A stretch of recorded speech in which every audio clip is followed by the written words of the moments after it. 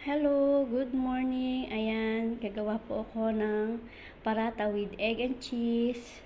Pwedeng-pwede to sa mga bata, sa mga asawa nyo, sa mga kumpare-kumari nyo kung gusto nyo bigyan, sa mga kabit nyo. Kahit kanino pwedeng i-offer yan. Napakadali lang lutuin. Yan. Lagyan tayo ng itlog with cheese. Lagyan natin ng cheese. Kahit anong cheese pwede. Kasi yung akin, crab cheese ang ginamit ko. Kasi wala akong ready na cheese. Yan. Only crab cheese lang ang meron ako. So, ayan. Nilagay natin yung parata.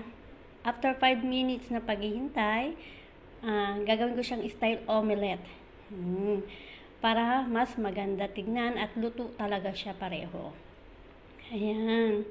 After that, maging omelette na siya. Ayan. Pwedeng-pwede na siya. Tapos, antayin lang natin. Ibalik din natin sa kabilang side.